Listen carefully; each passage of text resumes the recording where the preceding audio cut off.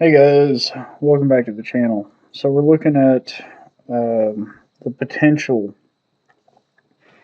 to shoot a 300 WSM more than 3,000 yards, or around 3,000 yards.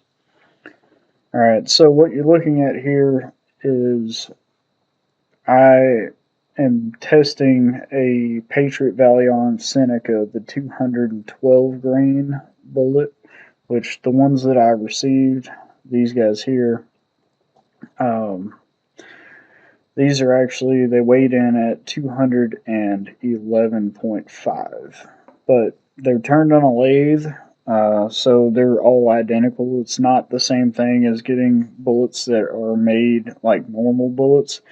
These are turned on a lathe sequentially, so they are essentially identical from one bullet to the next. A whole, box of 100 of them are going to weigh exactly the same, and they're going to measure exactly the same.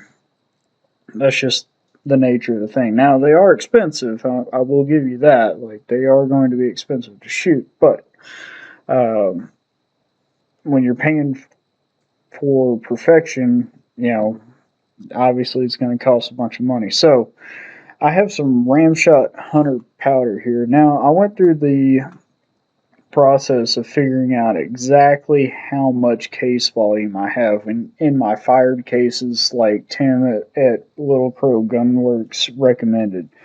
Find the fired case volume. So I fired a few rounds and then measured the case volume with water, averaged it out, and I got 80.68 grains of H2O here, and that is for my rifle and using brand new Lapua cases. And then from there, I did some measurements because this particular projectile is not listed within Gordon's reloading tool. It's not listed there, in their system as a bullet. So I had to take my own measurements and then add it. Basically build a custom bullet in there. So I did that to the best of my abilities.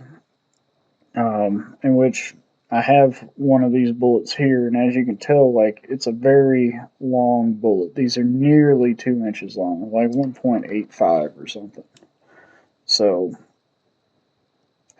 yeah, exactly 1.85 on the length. That's how long these are. I don't know if that's focusing for you. Hopefully it is. But, yeah, these things are very long.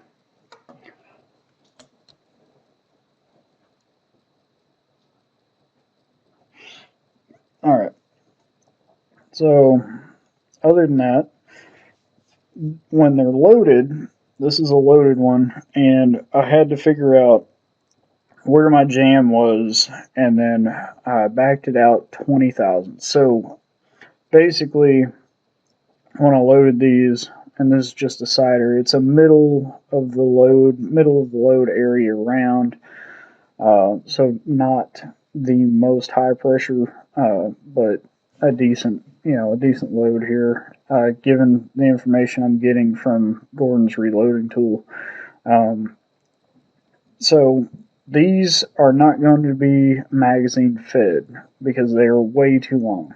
Okay, so basically I'm looking to get the maximum amount of performance out of this rifle and setup. Now, I know a bunch of people are going to wonder, like, why would you not go ahead and do like a 300 Win Mag or a 300 PRC or even a 300 Norma Mag if you plan on shooting this far, Oh, those obviously have a little advantage over the 300 WSM, but not necessarily as much as you would think. I think 300 WSM is right at or really close to 300 Win Mag. So, like, this is a 300 Winchester short mag versus a 300 Win Mag. They're pretty dang close. Like, if you put the same weight bullet in each cartridge and load them up to around the maximum pressure for each cartridge, you're going to be pretty close. The Win Mag might be 25 or 50 feet per second faster. Not much. And then 300 PRC, you might get 50 to 100 feet per second faster than a 300 WSM with it, and 300 Norma might be around 100 to 150 feet per second faster. So you're gaining some, but you're not just gaining a ton more velocity by going to these bigger, longer cartridges. But what you are doing is burning a lot more powder. This is getting up there close to 3,100 feet per, or sorry, not 3,100. With this 212 grain, we're getting up there almost 3,000 feet per second. Of course, this is in a barrel that's 31 inches. You have to keep that in mind. It's a 31-inch barrel, so that's how I'm getting the performance out of it. But around 2950 area for a 212 grain bullet. And then, if you're like thinking about Grandpappy's, 300 Win Mag that's got a 24-inch barrel or whatever, this has probably got more power and more speed than it does, just on the fact of just having a longer barrel, right? So there's like many caveats to how this works. So with that being said, we're gonna hop over here to JBM Ballistics. I've been using JBM Ballistics here for a long time, at least when I decided to start really reloading and really shooting long range, it's come in handy a bunch. So we got our ballistic coefficient is 0.95, so it's a 0.950 G1 ballistic coefficient. These are 212 grain bullets, but as I've said before, when I weighed them, they were 211.5, 308 caliber. And let's say if we use GRT's maximum load at 64.8 grains and we actually get 2942. Of course, these haven't been tested yet. This is still a theoretical project here. But let's say we get 2942 and this thing loves shooting at this pressure around a little under 62,000 psi. Of course, with being a Magnum cartridge, we could actually push this thing up over that. It really doesn't hit max pressure until around 65, but I wanted to stay below that because I've been listening to Tim at Little Crow Gunworks, and he doesn't recommend shooting over about 62,000 psi. So that's my psi ceiling. That's what I've set for it. And so if we do that and we actually get 29 or 42 feet per second out of this thing, this is what your drop chart is going to look like. Now, this is in 10-yard increments with a 100-yard zero. I mean, it's got nearly 4,100 foot-pounds of muzzle energy for this 300 WSM. That's a lot of power. For comparison, when I was shooting my 338 Lapua, even shooting a 300 grain burger, I was only getting about 800 foot-pounds more energy. About 15% more power than what this 300 WSM is going to do. So, it's got a lot of power. And if we go down here and we keep going down and looking at our drop area and everything, and we get to where it actually starts to go transonic. So the actual transonic is what they say is about 1,200 feet per second down to around 800 feet per second. So this thing does not go transonic until 2,660 yards. And we're at 28 mils of drop at that range. And we're going to talk about that here in a little bit too. The actual sonic barrier, again, this is according to the calculation and the altitude where I shoot at and everything, and humidity and temperature and everything. All those things considered, which it may vary a little bit, but the actual sonic barrier is 2,828 yards. And then if we go on down, and here's what's going to make it kind of interesting, is that I have roughly,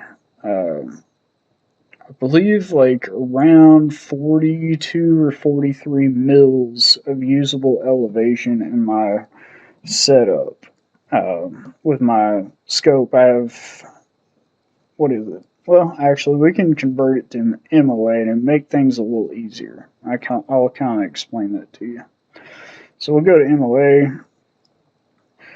So the scope that I'm using is a track torque, and it has 160 MOA of elevation, right? Yeah, so it's got 160 MOA of elevation. The scope mount that I'm using is a spur mount, which has 44.4 MOA on it, and um, the rifle itself actually has a 20 MOA mount as well. So I have 64.4 MOA there. So what you would do is you would take your total elevation range in your scope, which is 160 MOA, roughly 47 mils. You would divide that by 2 because you only realistically get to use about half of that, and then you're going to add back the 64.4 of preset angle. Okay, so that would give me effectively 144.4 MOA of usable actual elevation range that I can dial on this setup. So if we go down, we find 144, well, 144.7 is right here, and that's 3,280 yards. And let's say maybe it's a little bit off, and I actually got around 140. That's 3,230 yards is how far I can dial this thing. And at that range, the bullet will be going about 1,050 feet per second, 1,045 feet per second, and it'll still have around 500 foot-pounds of energy at over 3,200 yards. So, theoretically, if these rounds work out right the way I want them to, and if they produce the type of accuracy that's going to be required to shoot this far, theoretically, I've got enough elevation range in my scope setup and everything, and I've got enough velocity and enough horsepower behind this round without overpressuring it to get it over 3,200 yards before running out of elevation range. So that's kind of my goal. That's kind of something I've been working towards and something I really want to see happen. And let's see when we convert that back to mils and go back to 32. Where was I? 3230, 41 mils. So I was right. I have about 41, 42 mils of usable elevation range if I convert it to mils. Which sounds right, because if I can use the total elevation range of the scope, it realistically is 47 mils, which would get me a couple hundred yards further, but we're really stretching it out there, because the bullet's dropping so much. I mean, if you look at this is in inches. This is dropping inches, 5,000 inches, 5,600 inches there. 3,230 is 4,742.7 inches of drop. And if you do the math on that, you can take that and divide it by 12. That is 395 feet of drop on that bullet at that range. That's over a football field in drop. A football field is what is that? It's 100 yards. So times 3 is 300 feet. It's significantly more than a football field.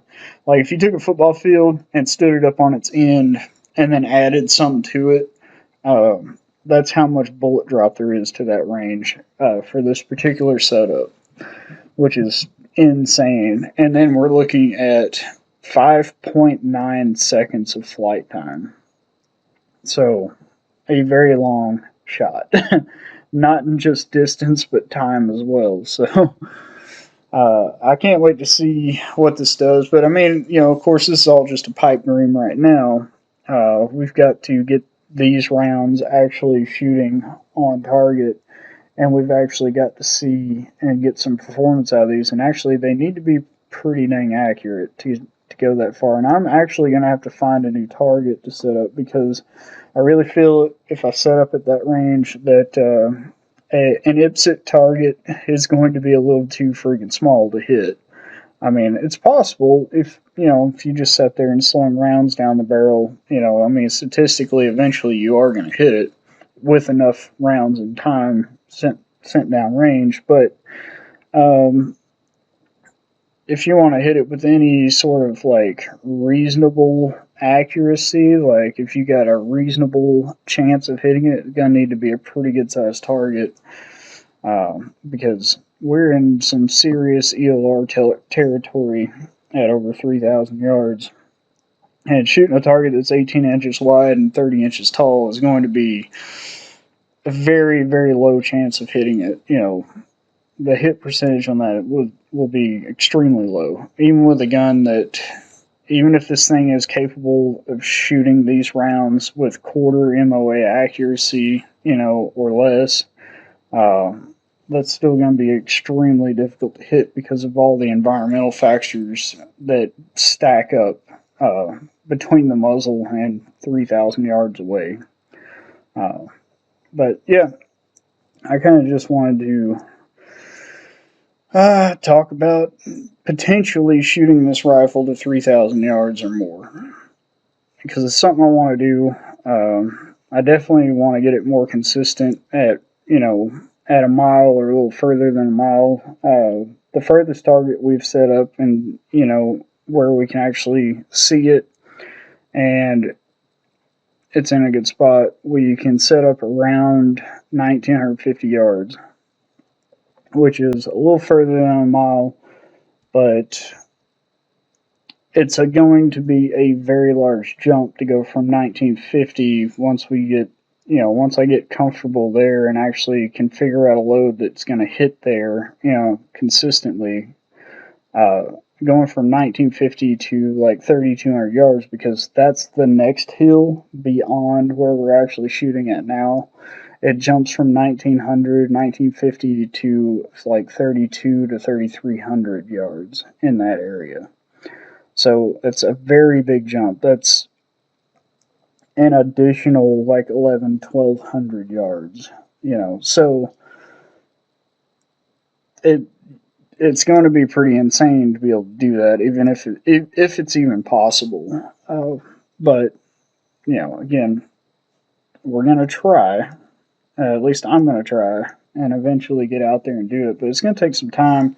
It's going to take a lot of testing and development, because I have not shot these yet, and hopefully they perform well out of this gun. And if they don't, then it's going to kind of crush my hopes and dreams of getting to that next hill beyond where we've been shooting.